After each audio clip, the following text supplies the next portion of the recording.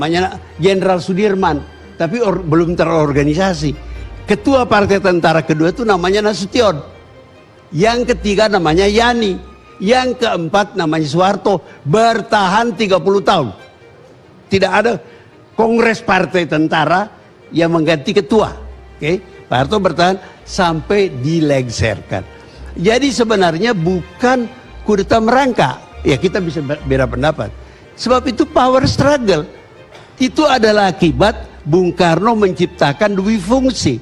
Ini saja banyak orang nggak mengerti.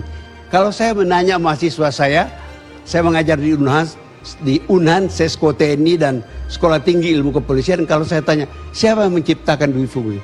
Pak Nas. Salah. Pak Nas itu jalan tengah. Tidak memberi peranan politik kepada tentara. Yang memberi peranan politik kepada tentara, melegalkan peranan politik kepada tentara, itu Bung Karno. Dengan menjadikan tentara salah satu kekuatan Golkar. Di situ tentara menjadi kekuatan politik legal. Terakhirnya, di kemudian hari, tentara yang dijadikan kekuatan politik legal ini, kemudian berhadapan dengan Bung Karno, dan setelah Gestapo, Bung Karno kalah dan tersingkir. Itu kira-kira. Itu soal tafsiran. Tentu saja Anda boleh membuat tafsiran lain. Seperti juga film mengenai besar. Ya harus ditafsirkan kembali. Begitu. Ya pokoknya tafsiran lah. Nah, sekarang saya mau katakan hal yang sudah dikatakan tadi. Komunisme itu sudah bangkrut. Ajaran Marx komunisme itu bangkrut. Tapi jasanya besar, jangan lupa. Anda tahu nggak, yang dibayangkan Marx pertama kali akan menjadi negeri komunis, itu Amerika Serikat. Ironis kan? Tapi justru karena ajaran Marx, kapitalisme Amerika yang diharapkan akan bertransformasi menjadi negara komunis, karena ajaran Marx ditakut-takuti, lo kalau macam-macam lo jadi komunis lo. Kapitalisme memperbaiki diri, bertahanlah Amerika sampai sekarang.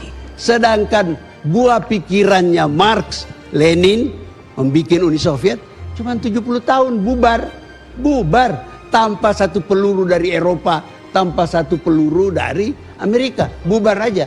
Apa rahasianya kok bubar? Dia tidak bisa menjawab tantangan. Satu ideologi, satu sistem politik, kalau tidak bisa menjawab tantangan yang dihadapinya, dia akan bubar. Ini menjelaskan kepada Anda kenapa Amerika bertahan 200 tahun lebih, Uni Soviet hanya 90 tahun. Padahal 70 tahun. Padahal senjatanya Uni Soviet sama canggihnya dengan senjata Amerika.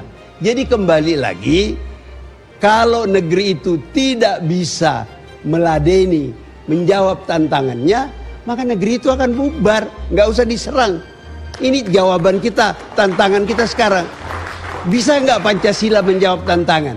Bisa nggak Pancasila menjawab tantangan keadilan, apa namanya itu, sila kelima itu? Kalau itu nggak jalan-jalan, apa yang akan terjadi di Indonesia?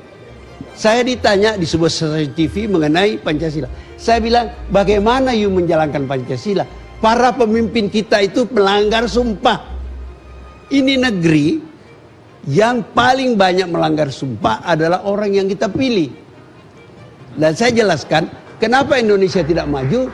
Kenapa Singapura maju? Kenapa Korea Selatan maju? Taiwan maju? Israel maju? Karena ada yang mereka takuti. Taiwan takut sama Cina, daratan. Korea Selatan takut sama Korea Utara. Singapura takut karena dia adalah mayoritas orang Tionghoa di tengah lautan Melayu. Israel takut dia berada di tengah lautan Arab. Kalau dia nggak hebat, ya dikeremus. Indonesia, Tuhan pun tidak ditakuti. Ya. Jadi kalau Anda mau tanya kenapa nggak maju kita, Tuhan pun tidak ditakuti. Coba lihat orang yang masuk KPK. Semua berdari sumpah di bawah kitab suci atau berpegang pada Bible. Sudah itu dia langgar, dan dia tidak takut sama Tuhan. Satu bangsa yang tidak ada yang ditakuti tidak akan maju. Itu kira-kira. Assalamualaikum.